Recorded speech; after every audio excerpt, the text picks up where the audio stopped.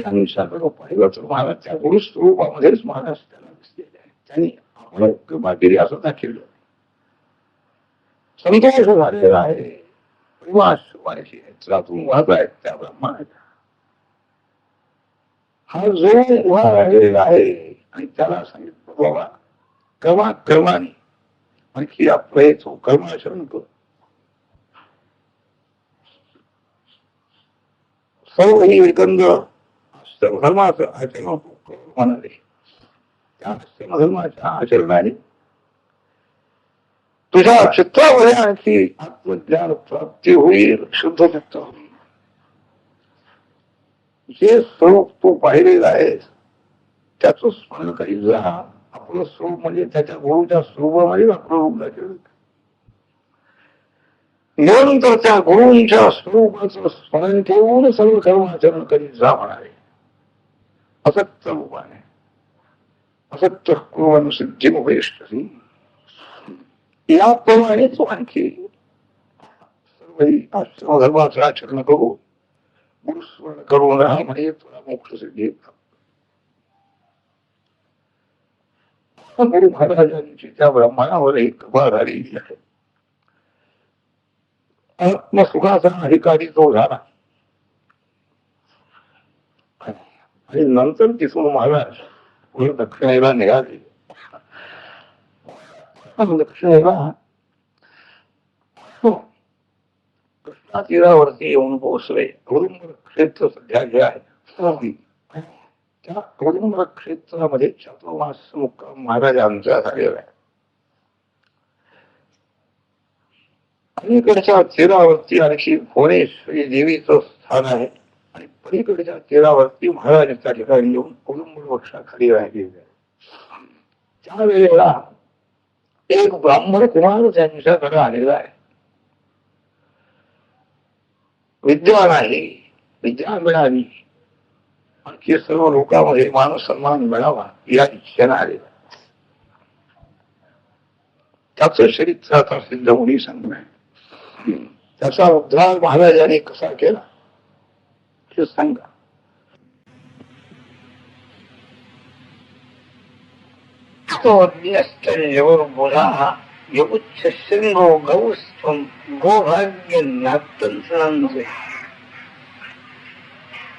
करवीर क्षेत्रामध्ये कोल्हापुरामध्ये एक विद्वान ब्राह्मण राहतो होता. अनेक शिष्य मंडळी हा शिकवतो आहे. सगळे शिष्य आणखी येत आहेत, ज्ञान मिळत आहेत, जात आहेत, मान्यता त्यांना मिळती आहे.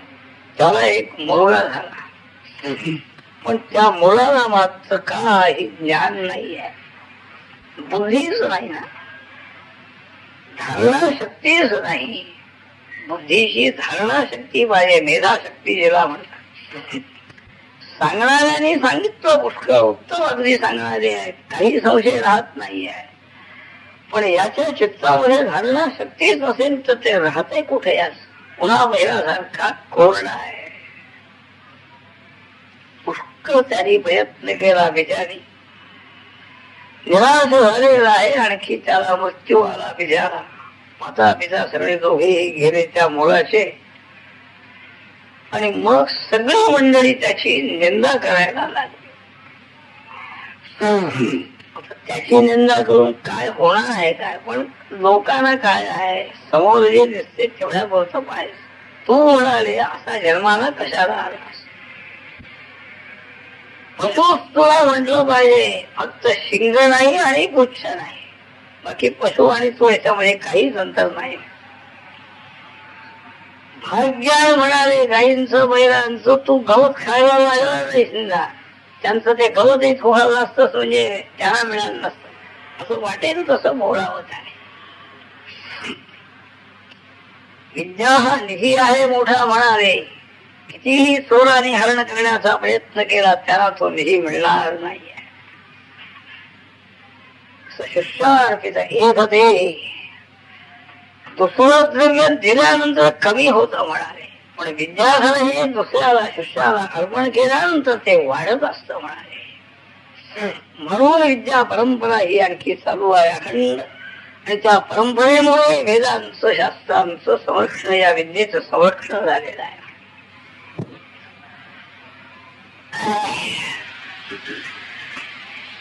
जरी आणखी आपल्याजवळ योग्यता नसली तरी सुद्धा जर विद्या प्राप्त झाली त्याला, तर ती योग्यता त्याला उत्पन्न होती.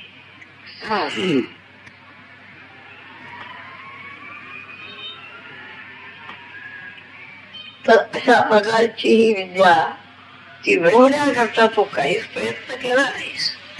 किती पिता तुझा विद्वान होता, त्याला तरी विचारायचं म्हणाले कसं मिळवू, माझी बुद्धी कशी वाढेल, काहीच तू प्रयत्न केला नाही, लक्ष दिलं नाही.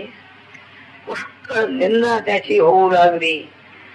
गावात त्याला राहणं अशक्य झालं आणि गाव सोडून दिलं त्याने, आणि या भिल्लवडी क्षेत्रामध्ये जो आलेला आहे. प्रणोपविष्ट अनशना आनर्च भुवनेश्वरी.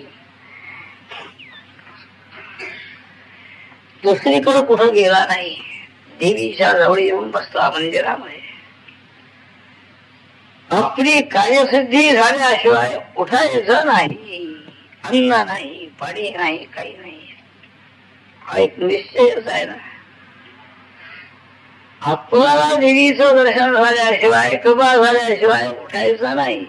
एक पक्का निश्चय झाला, निश्चयानेच कार्यसिद्धी होते ना. निश्चयेन योग अनिर्विण्य चेतसा भगवान म्हणतात. एक निश्चय पाहिजे, हे करायचं. आणि मध्ये कितीही जरी विघ्न आली तरी सुद्धा मनामध्ये निर्वेग नाही, अनुत्साह नाही, उत्साह कायम आहे. या दोन गुणांनीच आणखी साधन सिद्धी होती आहे.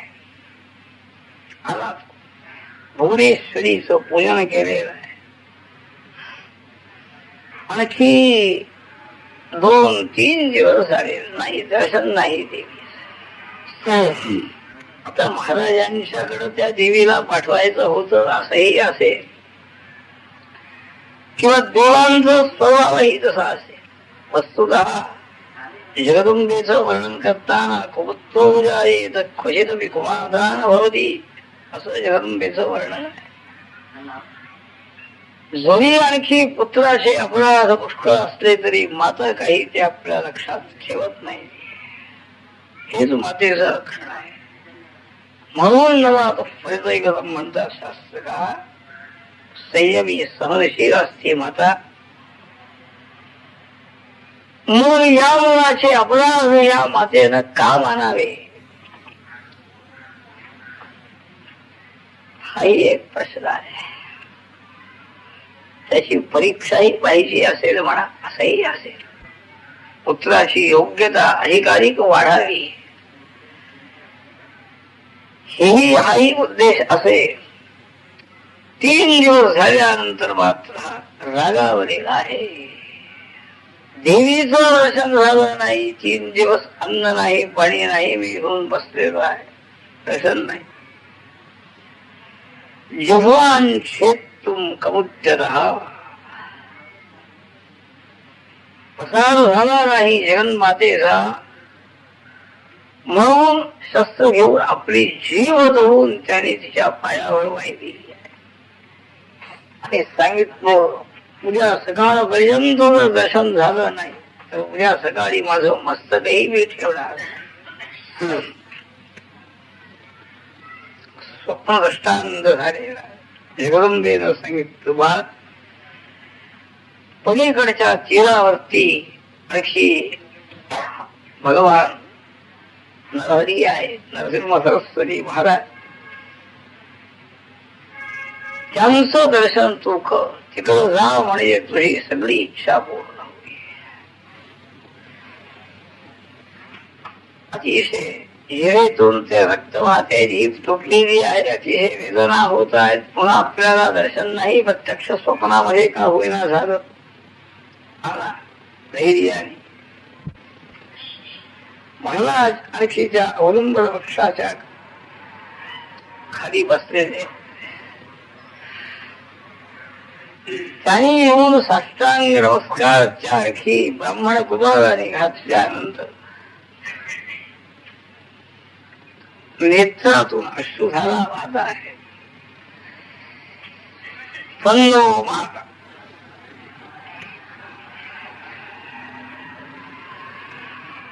तम पिता तहा ही भावना झाली. आईनं सोडून दिलं.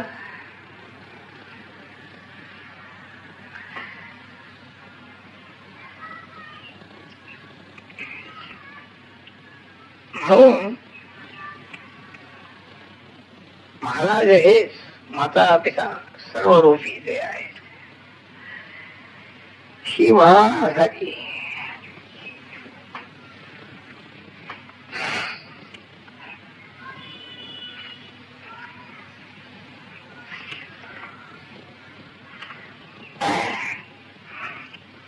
साष्टांग नमस्कार घातलेला आहे.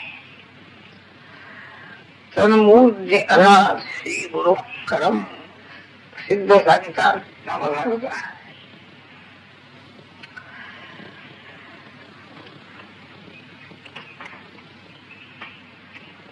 प्रारब्ध कर्म इतकं विलक्षण त्या प्रियकुमाराला होतं. तिचा ज्ञानी पिता मिळालेला आहे आणि ज्ञानार्थी विद्यार्थी होऊन विद्या ग्रहण करून कृतकार्य होऊन गेलेले आहे. त्या पित्यापासून आणखी ज्ञान मिळालं नाही.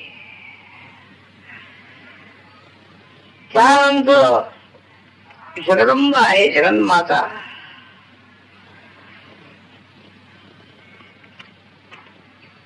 त्या जगदंबेच्या जवळ आलेला आहे विचार.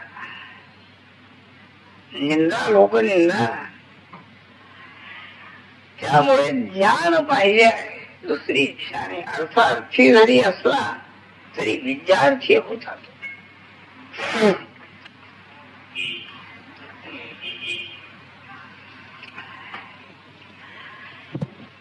त्या जगदंबेनं ही उमेक्षा केली पण सद्गुरू दाखवलेले ही कृपा झालेली आहे मोठी.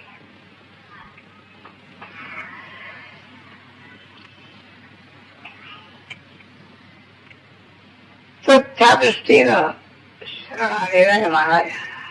आणि त्याच्या मस्तकावरती हस्त ठेवल्यावर स्पर्शोपी यथा आहे हंस कातोपी मानसे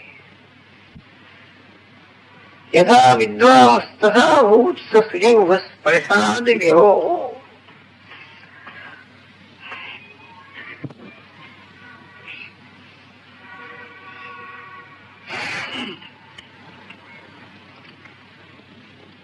त्याची जिव्हा तर त्याला मिळालीच परंतु परिसाचा स्पर्श होण्याबरोबर याप्रमाणे लोखंड सुवर्ण लोखंडाचं होत तसा तो विद्वान झालेला आहे.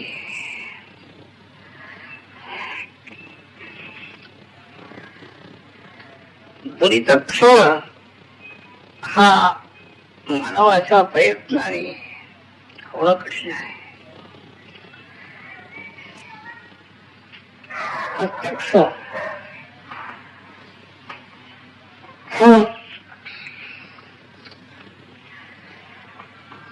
सद्गुरूंची कृपा त्याच्यावर झाली. त्यामुळे आणि अत्यंत ज्ञान संपन्न झाली आहे. ते सांगतायत सिद्धमणी वज्रांकुश ध्वजा विजांकम ध्यायंचंघ्यमस्य अपैजित प्रसादा ही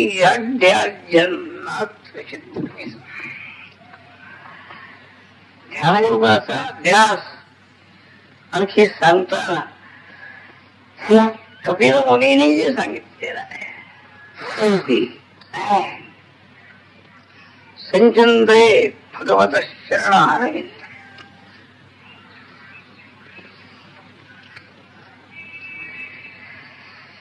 हे भगवंताचं दिव्य चरण कमळ साक्षात्कार संपन्न अशा प्रकारच्या महात्म्याने हे ध्यानयोगाचं वर्णन केलेलं आहे. संपूर्ण अवयव जे आहेत त्या प्रत्येक अवयवाचं त्यांनी ध्यान केलेलं आहे. म्हणून प्रत्येक अवयवाची सगळी चिन्ह त्यांच्या आणखी पूर्ण लक्षात आहे आणि त्यांनी तसं वर्णन केलं. तर असं वज्र, अंकुश, ध्वज, कमल अशी चिन्ह ज्या चरणावरती आहेत ती चिन्ह त्या क्रूरजीने पाहिली. गोकुळामध्ये गेलेल्या वेळेला पावलं उठलेली आहेत, हीच भगवंताची पावलं आहे हे ज्ञान त्यांना ते भक्त होते झालं आणि रथातून उडी मारून त्या धुळ्यामध्येच ते रस्त्याला लोळू लागलेले आहेत. हरे हे अमोनी अंधे गजावशी आहो.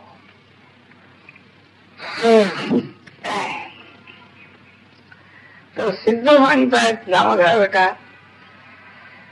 हे भगवंताचे असे चरण कमल याच जे ध्यान करतात त्या ध्यानाच्या मुळे भगवंताचा प्रसाद होऊन त्याच धीजाड्य प्रारब्ध कर्म हे सगळेही नाही होत.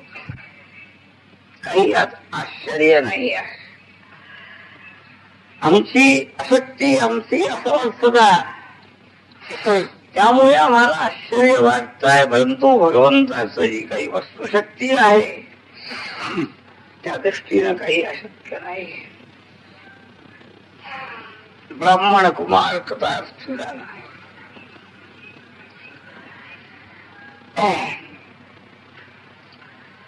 माणसाने सोडलं, देवानेही सोडलं, परंतु महाराजांच्या कृपेनं पूर्ण ज्ञान संपन्न झाला. तो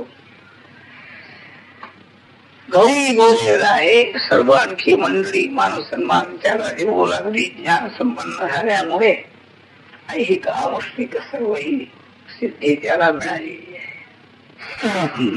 भगवामुस्तक पुत्राय दक्षिणा घेऊ येऊ कृष्णावेणी पंचनदी संगमम सोनोहरम अष्टतीर्थान्विधम पुण्यम दृष्ट्वा तस्थौ परेतटे. तसेच कृष्णा तीरावरून खाली आलेले आहेत.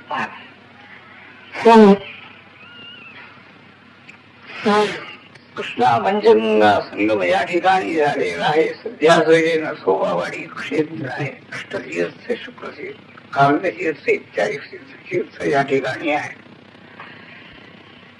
पश्चिम तीरावरती महाराजांचा मुक्काम झाला. त्यावेळेला त्याचं अरण्य होत, गाव नव्हतं. ते समोर एक अमरापूर म्हणून एक गाव, औरवाड सध्या त्याला म्हणतात, आणि 2-3 मैलावरती शिरूर नावाचं गाव आहे.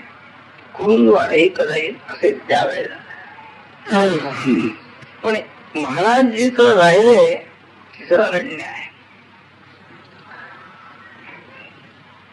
त्या पंचनद्या सरस्वती, शिवा, भद्रा, कुंभी, भोगवती ह्या सगळ्या पंचनदी, ही पंचगंगा आणि कृष्णा यांचा संगम झालेला आहे. कृष्णाहरी महाराजांनी केलेलीच आहे.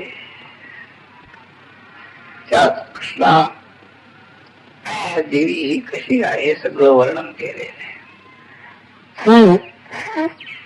कृष्णा हे साक्षात हरिस्वरूप आहे म्हणाले. गंगा ही हरीच्या चरणापासून निघालेली आहे. कृष्णा विष्णुधनुष साक्षात ही भगवत स्वरूप आहे कृष्णादेवी, असं पुष्कळ वर्णन त्यात आहे.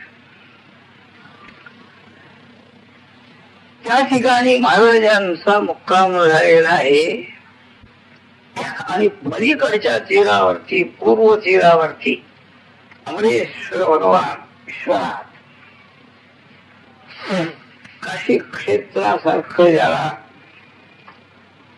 महत्व आहे, विश्वेश्वर तुल्य असे अमरेश्वर त्या ठिकाणी आहे. आणि 64 योगिनी ह्या अमरेश्वरांच्या सन्निधानात आहे. असं ते स्थान, त्या स्थानामध्ये महाराजांचा निवास झालेला आहे.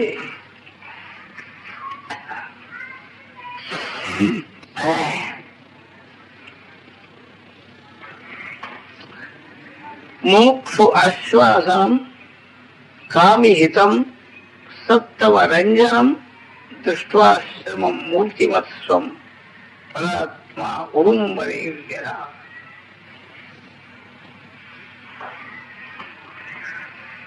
त्या स्थानाचं महत्व सांगतायत आणखी सिद्धमुनी. भगवंतानी नरसिंह सरस्वती महाराजांनी विचार केला आणि तिथं ते का राहिले. सर्व बाजूला तीर्थ सगळी आहे. कृष्णा पंचनद्या पंचगंगा यांचा संगम आहे. तीर्थयात्रा आणखी महाराजांनी का कराव्या याचं प्रतिपादन करीत असताना एका ठिकाणी सद्गुरु वासुदेवानंद सरस्वती महाराजांनी लिहिलेला आहे. स्वयं तीर्थरूपी तीर्थ प्रकाशम करिष्यन स्वगत्या जनान उद्धरिष्यन. तीर्थ स्वरूप महाराज तीर्थयात्रा करून तीर्थस्नान करण्याकरता जातात कशाला.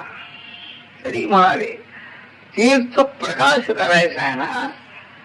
कुठं तीर्थ आहे. दागापुरामध्ये अष्टतीर्थ कशी आहेत, सोबावाडीमध्ये कशी तीर्थ आहे हे दाखवणार कोण आहे. आपली नदी वाहती आहे. कृष्णा नदीचंही काय सामर्थ्य आहे, कोणतं स्वरूप आहे हे तरी यांनी दाखवलं म्हणून कळताय. कृष्णा महात्म्य वगैरे आहे दासाने लिहून ठेवले, पण कोण वाचणार कोण. तसं हे स्थान मुमुक्षु आश्वासनम मसोबावाडीचं वर्णन करतायत महाराजीचं राहिले. मुमुक्षु त्या ठिकाणी गेला तर त्याला पूर्ण आश्वासन मिळतंय की आपली मोक्ष सिद्धी या ठिकाणी होईल असं त्याला वाटतंय. कामी हितम. महाराज गेल्यापासून आता 500 वर्ष होऊन गेली. तिथून महाराज गंगापुरामध्ये गेले असं वर्णन आहे. किती आणखी अर्थार्थी भक्त आली असतील, त्यांच्या किती इच्छा पूर्ण झाल्या असतील, किती हजारो लोक येऊन गेले असतील, त्यांचीही आणखी कामना पूर्ण करणार होती. आणि सत्तमरंजनम मोठे मोठे अधिकारी महात्मे रामचंद्र योगी महाराज, नरसिंह सरस्वती महाराज त्या ठिकाणी येणार हे समजल्यानंतर त्यांच्या पूर्वी 200 वर्ष अगोदरच ते रामचंद्र योगी महाराज तिथे येऊन राहिले आहेत म्हणतात. योगींची समाधी वरच्या बाजूला आहे. खाली या मनोहर पादुका आहे.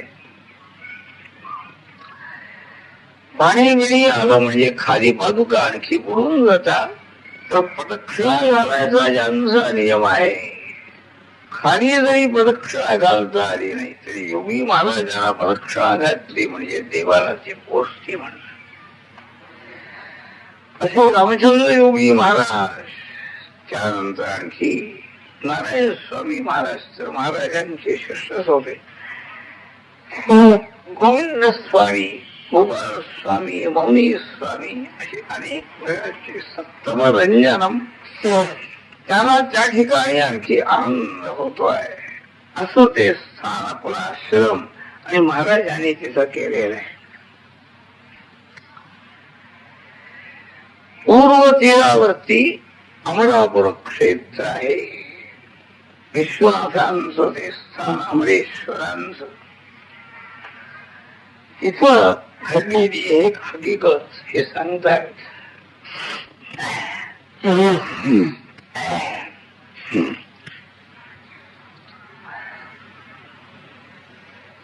त्या गावामध्ये केव्हा केव्हा महाराज भिक्षेला जायचे. रोज काही भिक्षेला जायचं नाही, काही नाही. ते पुढं त्यांचं वर्णन आलेलं आहे. त्या सगळ्या योगिनीच त्यांची पूजा करावी, त्यांना भिक्षा द्यावी, हे सगळं आपल्या त्या नदीमध्ये सगळं करत होत्या. त्या अमरापूर क्षेत्रामध्ये एक वैदिक ब्राह्मण राहत होता. दीनम, अत्यंत दरिद्री आहे विचार. प्रारब्ध कर्म प्रतिकूल आहे म्हणून दरिद्री आहे. परंतु महाराज याच्या घरी भिक्षेला जात आहे.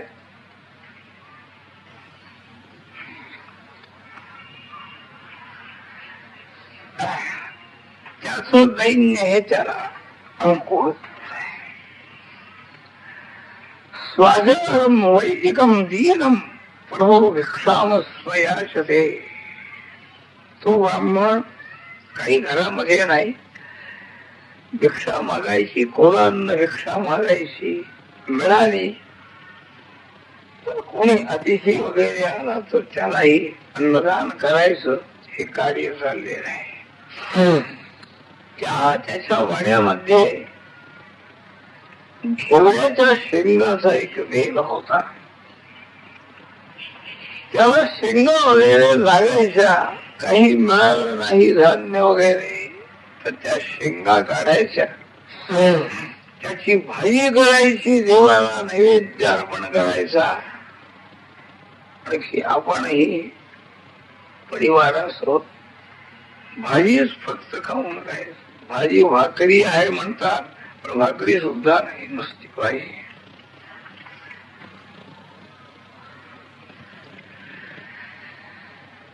महाराज भिक्षेला गेलेले.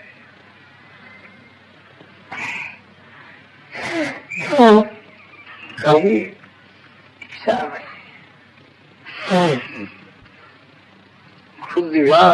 चिकित्सताम प्रतिदिनम भिक्षौषधम भिक्षताम. आचार्य महाराजांनी साधन पंचक सांगितलेलं आहे. क्षुधा ही एक व्याधी आहे म्हणाले, अशी भावना आहे. संन्यासी पुरुष, भूक म्हणजे एक रोग आहे आणि त्या रोगाचं औषध म्हणजे भिक्षा मागून मिळालेला. औषध म्हणजे कोण आहे, काय आहे, चांगलं आहे की नाही असं कोणी वाचतो का? औषध म्हणून घ्यायचं. तसं भिक्षौषधम भुज्यता, भिक्षा हे औषध आहे, सेवन करून करायचं आहे. ही आणखी मोक्षोंची स्थिती आहे. तर त्याप्रमाणे महाराज त्या घरी भिक्षेला आले.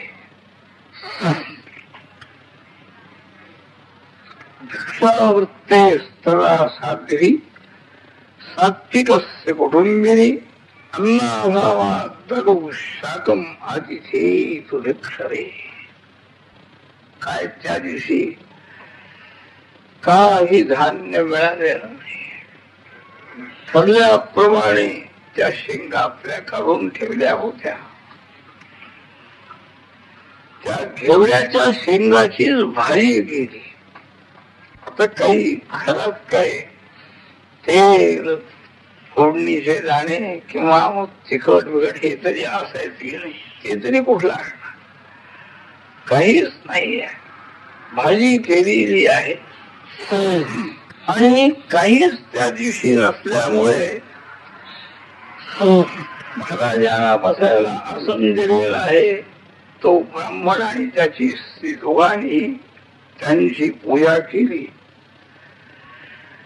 आणि ती भाजीच त्यांच्या पानामध्ये वाढलेली आहे. काही नाही, वृक्षाला ती भाजी आहे.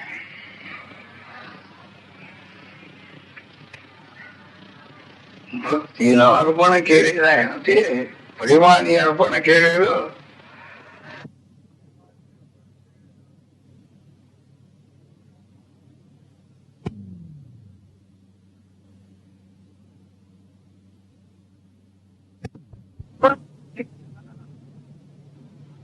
त्यामुळे ती भाजी आणखी पक्वान्नासारखी वाटली भगवंताला.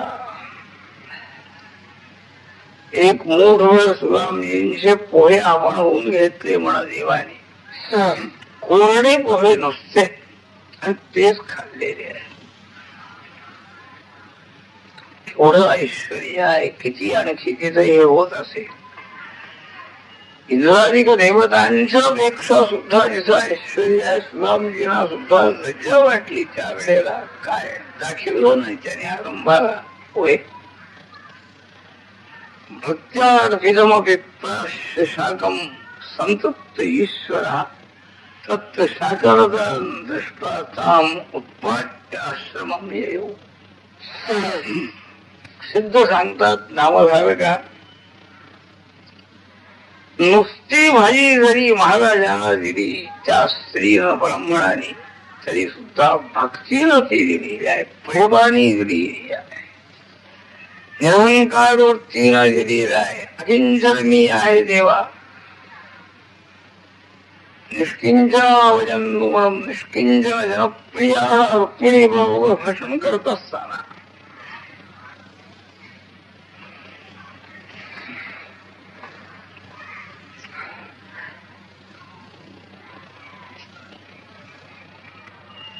भगवान सांगतायत की रुक्मिणी, आम्ही निष्किंचन आहोत आणि निष्किंचन लोकच आमच्यावर प्रेम करतात. ती वृत्ती अंतःकरणामध्ये आहे. या ब्राह्मण आहे, निरंकार वृत्ती. अहंकार काही नाही, कशाचा अहंकार धरायचा, अर्थ नाही, काम नाही, काही नाही. धर्माचा तरी अभिमान कशाला धरायचा आहे. ते धर्मही माझा नाहीये.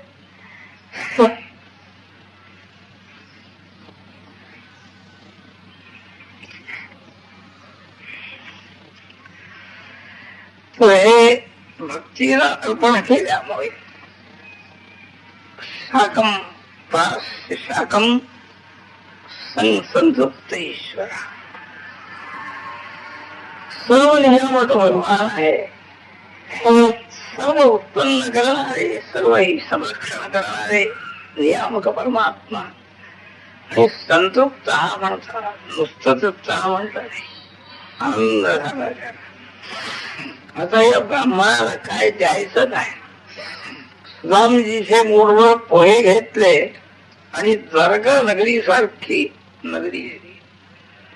स्त्रीयम साम्यम विधत्ते असं केलं, पण ते सुदामजींना पसंत पडलं नाही. हे बाहेरचं साम्य काय करायचं म्हणाले असलं. तृप्त झाले महाराज. आणखी त्यांच्या जाता जाता बाहेर अंगणात तो घेवड्याच्या शेंगाचा वेल होता. जाताना एकदम तो उपटला, मुळासकट उपटून टाकलेला आहे आणि निघाले आपल्या आश्रमाला गेले. झालं आता ती ब्राह्मणाची स्त्री, तिला जास्ती दुःख झालेलं आहे. आता ज्याच्यावर आपला योगक्षेम चालायचा, एखाद्या वेळेला भिक्षा मिळाली नाही, धान्य मिळाले नाही, आम्ही आपला शेंगा काढून तरी खातो तो म्हणाले.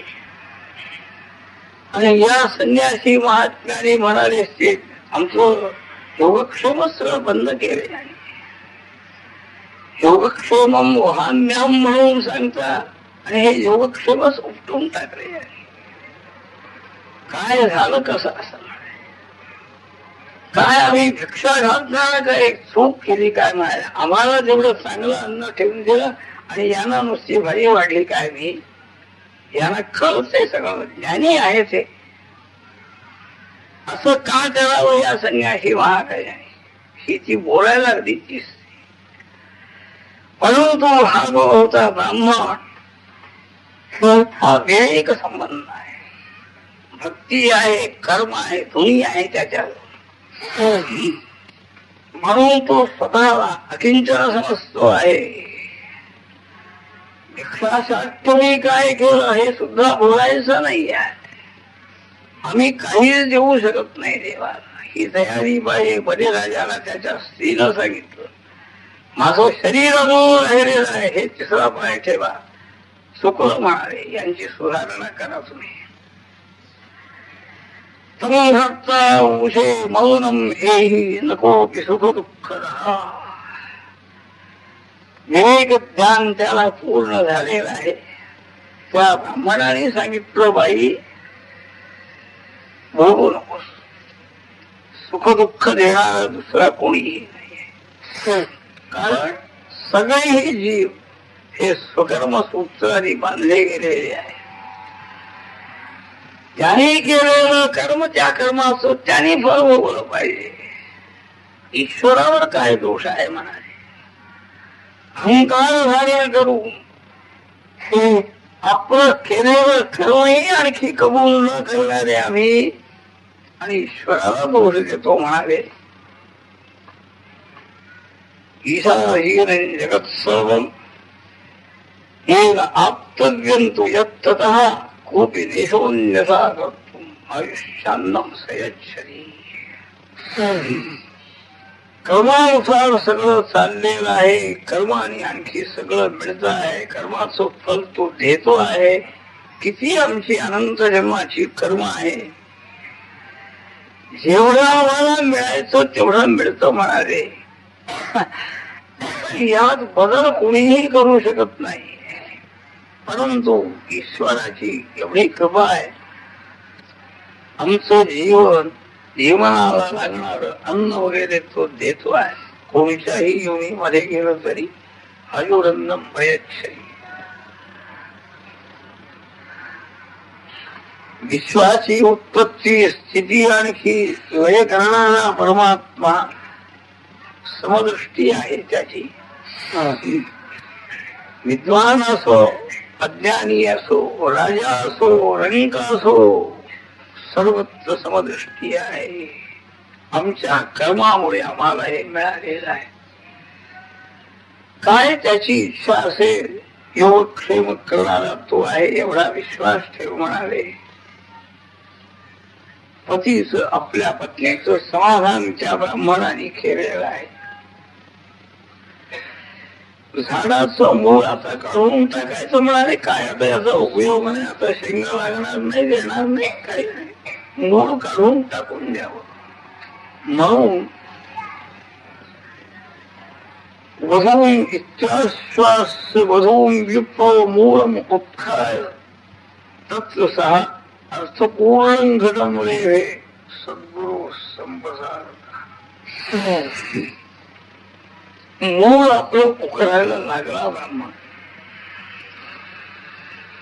तो आणखी खणलेला असताना त्याच्यामध्ये एक घागर आणखी सुवर्णाच्या मोहरा त्याच्यामध्ये भरलेले आहे. हे घागर त्याला मिळाली.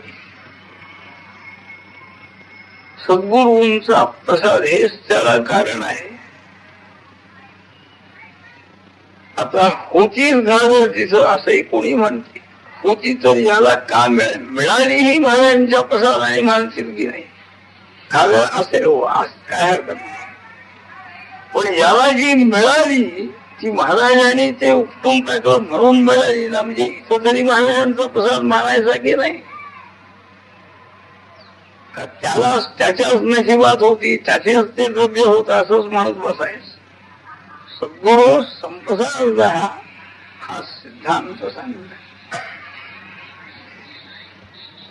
आनंद झाला त्या स्त्रीच्याही मनातले सगळे हे आणखी तिला जे वाटत होत हे कोण संन्यासी आले काय केलं असं ते सगळे आणखी पश्चाताप तिला झालेला आहे.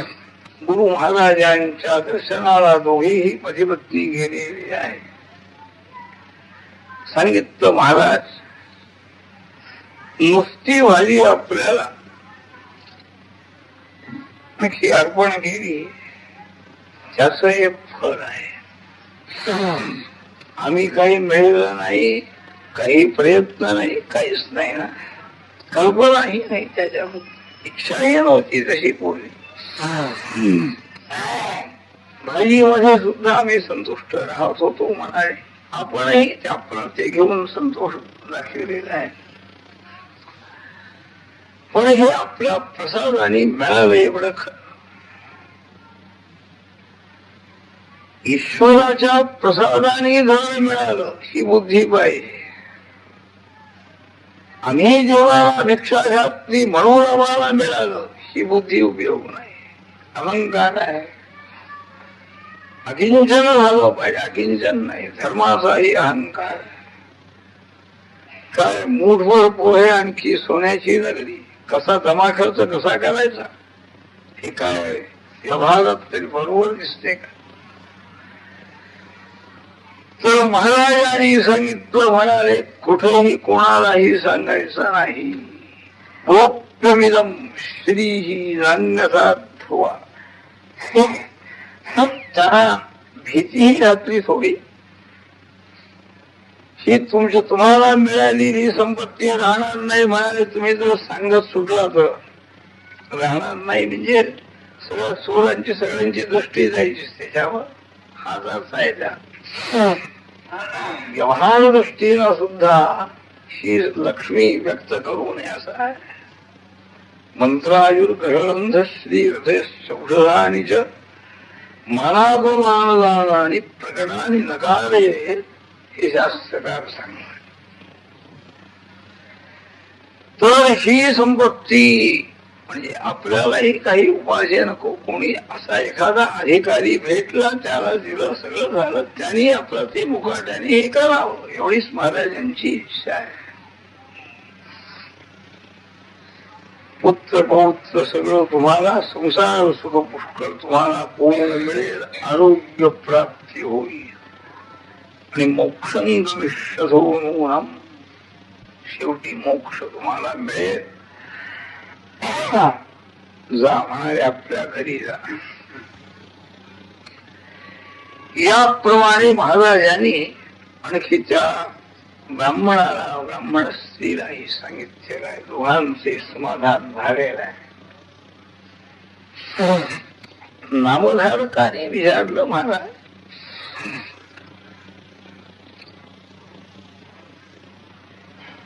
संपूर्ण ब्रह्मांड ज्याने उत्पन्न केलं, सर्वांचं संरक्षण करण्याची शक्ती ज्यांच्या जवळ आहे, त्यांनी भिक्षा मागावी. हे कसं काय? सर्व सामर्थ्य असणारा परमात्मा त्यांनी भिक्षेवर जीवन का करावं? भिक्षावृत्ती प्रभो कस्मात, हा एक प्रश्न आहे. आणि कर्पद्रुम उदुंबर, हा औदुंबर वृक्ष वृक्षासारखा, ह्याचं महत्व इतकं का म्हणाले? अश्वत्थ वृक्ष, अश्वत्थ सर्व वृक्षाणाम म्हणून भगवान सांगताय. त्यांनी जर महाराजांनी औदुंबराचा आश्रय केलेला आहे, त्यावेळी सिद्धमुनी सांगतायत ईश्वराच्या महात्म्यांच्या चरित्राबद्दल असे संशय, अशा आशंका मनामध्ये उत्पन्न होतात. जिज्ञासू बुद्धीनं होत असतील, पण त्याचं समाधान करणारे कोणी जर भेटले तर त्या शंका दूर होतात, आणखी मनाचं समाधान होत. तसे सिद्धमुनी भेटलेले आहेत नामधारकाला, हे त्याचं मोठं भाग्य आहे. संशय आहे, तू संशय धारण करणार आहे, श्रद्धा तुझ्या जवळ नाही. सिद्ध म्हणाले अगोदर, म्हणून तुझ्यावर कृपा नाही महाराजांची, त्याला स्पष्ट सांगितलं. पण त्याची आणखी इच्छा आहे, चरित्र ऐकावं अशी इच्छा आहे. आणि मध्ये मध्ये तो प्रश्नही करतो आहे. ते आशंकाही दूर करणारे समर्थ आणखी त्याला मार्गदर्शक मिळालेले आहेत ईश्वराच्या कृपेने. सिद्ध सांगतात राजा, पक्वान्न भिक्षुको भिक्षुही भिक्षु इति श्रुतमतं प्रभु. अतः प्रभु भिक्षु संदीलयाभे शंभोर्तिर्यं पुनः. काय आहे? यदिश्च ब्रह्मचारीश पक्वान्न स्वामिनो ओहो. धर्मशास्त्रकार सांगताय, संन्यासी आणि ब्रह्मचारी यांनी पक्वान्न म्हणजे हे पक्वान्न श्रीखंडपुरी असाल. पक्व म्हणजे तयार झालेला अन्न, शिजलेला, ते अन्न त्यांनी ग्रहण करावं. त्यांनी स्वतः बाजारातून आणायचं म्हणजे सगळं स्वतः तयार करायचं म्हणजे मग संन्यास घेऊन काय उपयोग? सगळा संग्रह करायला पाहिजे, साठवून ठेवलं पाहिजे. मांजर येईल काय, हे खाईल काय, दूध पिईल काय, हे सगळं संसारच लागला पाठीमाग. म्हणून शास्त्रकारांनी त्यांना सांगितलंय मध्यान्नकाळच्या वेळेला फक्त जायचं. विधिवशात प्राप्तेन संतुष्टता. घेवड्याची भाजी मिळाली, घेवड्याच्या शेंगा हरकत त्यातही संतोष. म्हशीचं दूध मिळालं नुसतं त्यातही संतोष. ह्या वृत्तीनं आणखी पक्वान घ्यायचं. संग्रह काही नाही आहे. भिक्षा झाली, भांडी विसरून टाकली की पुन्हा आत्मचिंतन चाललेलं आहे अखंड. म्हणून शास्त्राप्रमाणे महाराजांनी ही भिक्षावृत्ती धारण केली. आणि ती औदुंबर भिक्षाचं कारण म्हणजे नृसिंह अवतारामध्ये त्या दैत्याचं पोट फाडलं नरसिंहाने. ते विषादी सगळं त्याच ते, त्या विषाने नख सगळी तापली म्हणाले. मग लक्ष्मी देवीने हे औदुंबराची फळं आणली. त्या औदुंबरामध्ये त्याने नख रोवल्यानंतर आणि ते शांत झाला तो डाळ. म्हणून भगवंतांना औदुंबर वृक्ष प्रिय आहे.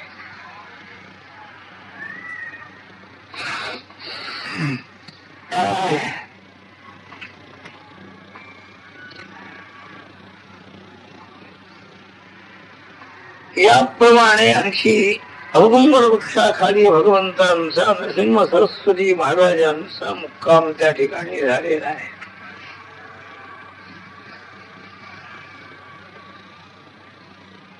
आता तिथं काही मंडळी होती, चिकित्सक मंडळी. हे आपले नदीच्या अलीकडं अरण्य आहे. कोणी तिथं माणसं नाहीत, काही नाही. पण हे स्वतःही कुठं भिक्षेला गेलेले दिसत नाही.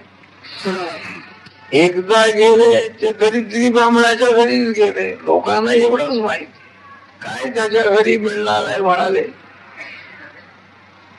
म्हणून त्याला काय दिलं, काय हे केलं, त्याच्या कृपा घरी हे काही कोणाला कळलं नाही. त्यांना सांगू नका म्हणूनच सांगितलं होतं. तर हे कुठेही भिक्षा मागत नाहीत म्हणाले. आणखी काय, कसे यांचा निर्वाह कसा, खाणं पिणं काय, कुठं करता. यांना काळी म्हणजे याने काय नेऊन भिक्षेला आले नाहीत म्हणून नेऊन द्यायला काय हरकत होती. गृहस्थ आश्रमाचा धर्म नव्हता काय. त्याने भिक्षेला आलं तरच घालावं, हा एवढाच धर्म आहे काय. त्याची आला घरी तरच घालावं. आणि असा महात्मा कुठं राहिला असेल त्याची चौकशी तिथे जाऊन करायला काय हरकत होती. ते दूरच राहिलेले आहे. ईश्वरापासून दूरच ते राहणार.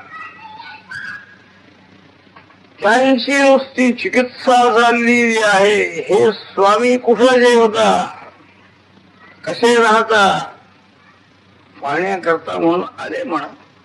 दुपारी पाहूया आपण. लपून आपलं राहायचं. कुठं जाता, काय खाता, कुणी आणून देत काय.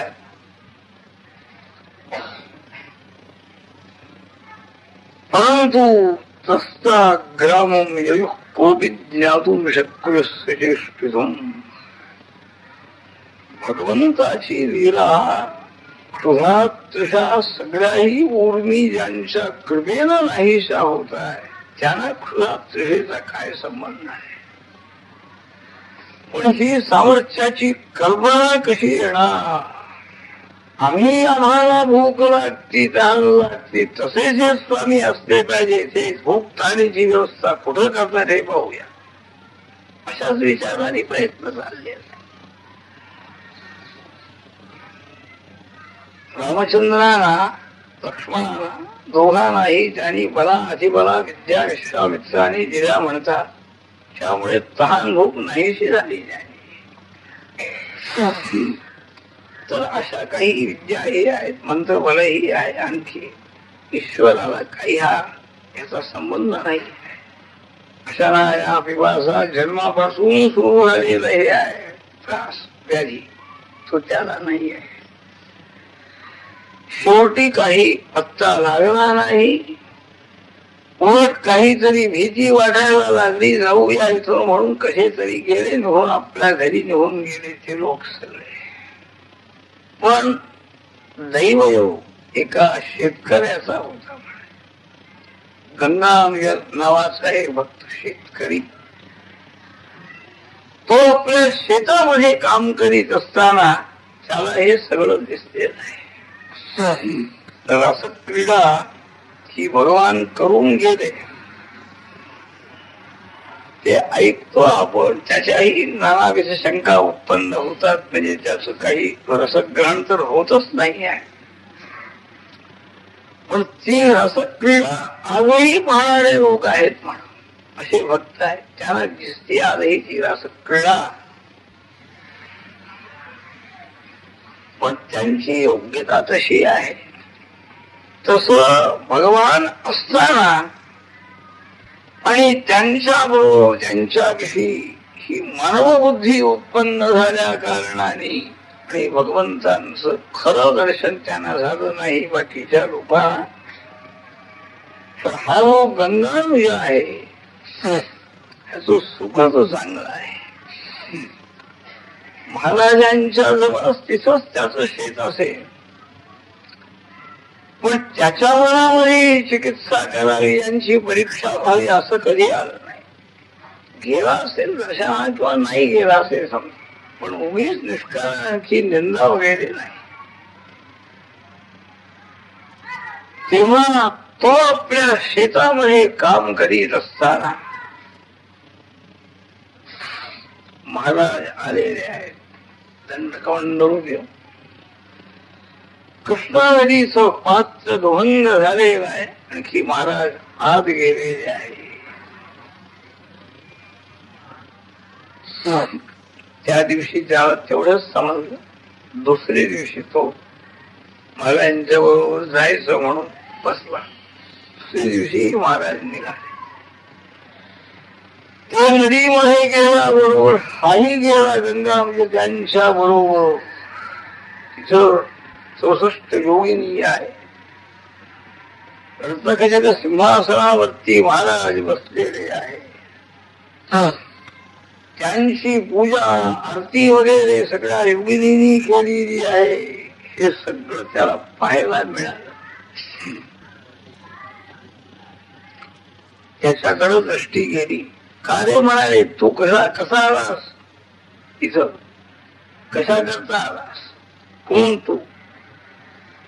त्याने सांगितलं, गंगा हेवन त्वम अत्सत्यो द्रष्टुमन बघा भगवान परात्मा सर्वेषु दैवान्मेद्यात् गोचरा.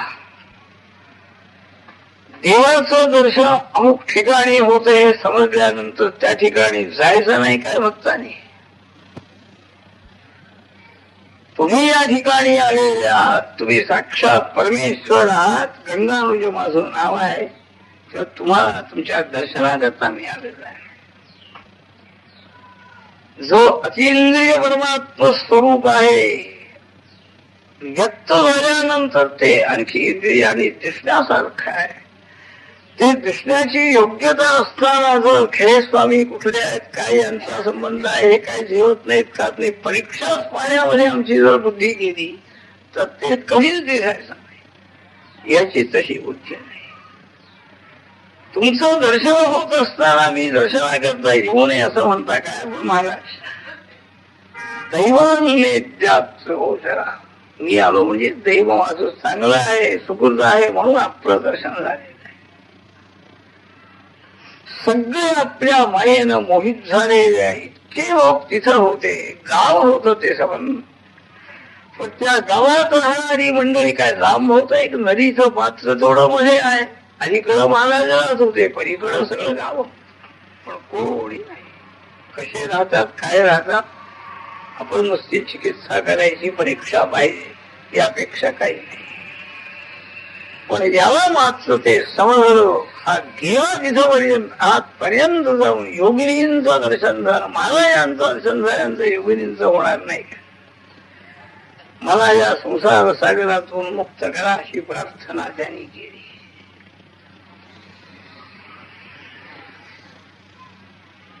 त्याला सांगितलं बरं इथं आता इथं मी आलो होतो हात योगिनी होत्या महाराजांची पूजा हे कोणाला सांगायचं नाही म्हणाले. त्यालाही ताकीद केली. कारण काय आहे नामस्मरण करताना जो एक अपराध सांगितलेला आहे असं ती नाम वैभव कथा हा एक अपराध आहे. नामस्मरण करणारा जो भक्त आहे त्या भक्ताला आणखी असे चांगले चांगले अनुभव येत आहेत. सात्विक चित्तवृत्ती होऊन जाते. आणखी उत्तम दर्शन म्हणा उत्तम हे अनुभव ते त्याने लोक सांगू नये म्हणाले. असं ती जो दुर्जन आहे त्या दुर्जनाजवळ या नामाचं वैभव सांगू नये हा एक नवा अपराध आहे. कारण त्याला सांगून तो काही इकडं वळणार आहे का? जो तशा प्रकारचा भक्त असेल त्याच्याजवळ बोललं तरी हरकत नाही. परंतु जो दुर्जन आहे त्याच्याजवळ बिलकुल सांगू तो जास्ती टिंगल करणार जास्ती निंदा करणार. हा म्हणा ही बोलाबाजी चाललेली आहे. ह्याने म्हणा हे पाहिलं ते पाहिलं नदी तुभंग झाली नदी काही तुभंग होती का म्हणजे अशा अनेक आणखी आक्षेप ते घेणार. महाराजांनी सांगितलं कोणालाही सांगायचं नाही. तुझा अनुभव तुझ्या ठिकाणीच राहायला पाहिजे. असेही काही भक्त असतात. काही नाही सांगत नाही. ईश्वर दयाळू आहे हे आणखी कथा दुसऱ्या सांगून ते सांगते. स्वतःवर झालेली दया काय आहे हे सांगत नाही.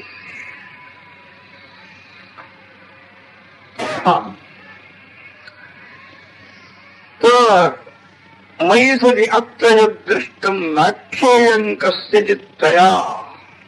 मी असे पर्यंत कोणालाही सांगायचं नाही. तो मला बरा आहे काय हरकत नाही तुमची आज्ञा. आला तो शेतामध्ये आल्याबरोबर एका ठिकाणी उकरायला लावायला झाडाखाली त्याला पुष्पद्रव्याचा हंडा मिळालेला आहे. सांगायचं नाही तर नको म्हणाला. आपल्या पुरतं आपण हे करू. त्यातून काही परोपकार काही करता आला तर करायचं आहे. देवाचं चरित्र सांगायचं नाही त्याचा उपयोग होत नाही म्हणून सांगू नका. असं ती नाम वैभव कथा असं ती म्हणून शब्द घातलेला आहे. मग त्या दिवसापासून तो गंगा म्हणजे नेहमी रोज महाराजांच्या दर्शनाला जातो आहे. झाडून काढतो आहे. सेवा करतो आहे. एकदा आपण बसावं जाऊन बसावं बोलावं. दुसरी कोणी मंडळी आहे काही नाही. त्याला संगती म्हणजे कशी घडली उत्तम सत्संगती. सद्गुरु आणि परमेश्वर एकच त्याला भेटलेले आहे.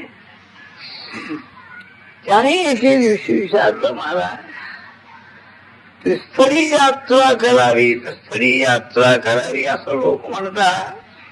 काशी प्रयाग गया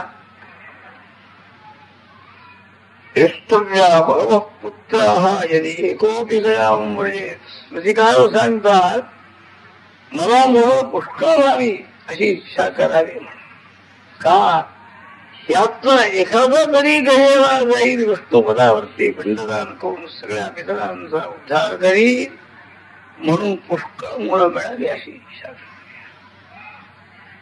अशी त्रिस्तरीय यात्रा श्रेष्ठ आहे असं लोक सांगतात. मला काही कळत नाही मला कुठली त्रिस्तरीय यात्रा. मग महाराजांनी सांगितलं बाबा हा संगम म्हणजे प्रयाग आहे. त्याचप्रमाणे गया करवीर भू प्रयाग संगमा काशी यम गया करवीर भू हे तिकडचेच त्यांनी 3 दाखवले. थोडा हे त्रिस्तळी दाखवितो म्हणाले. आणखी लगेच त्याला डोळे झाकायला सांगून त्याला तिथून आणखी नेलेला आहे. प्रयाग आहे तिकडे कोल्हापूरच्या जवळ संगम आहे. त्याचप्रमाणे गया ही करवीर भू म्हणून आहे. करवीर क्षेत्र तेही दाखवलं. अशा रीतीनं त्रिस्तळी ज्याला दाखवून आणि लगेच परत आणि संध्याकाळच्या आणि याप्रमाणे तू श्रद्धा ठेवून आणखी हे कर म्हणाले. आपण आपलं कर्तव्य कर्म करीत जा म्हणजे तो मुक्त होईल. भगवंताचं अखंड ध्यान त्याला लागलेलं आहे. भक्ती मार्ग आणखी भक्ती त्याच्या चित्तामध्ये उत्पन्न झाली आणि तो गंगाविजयी भगवत कृपेनं मुक्त झालेला आहे. महिमा वाढत चाललेला आहे. त्यावेळीची एक कथा सद्गुरु वासुदेवानंद सरस्वती महाराजांनी आपल्या कुमार शिक्षा या ग्रंथामध्ये घातलेली आहे. शिरो गावामध्ये घडलेली आहे. गुरुचरित्रामध्ये मात्र ती आलेली नाही. शिरोलाही ते भिक्षेला गेले होते. असे जात असते. अमरावती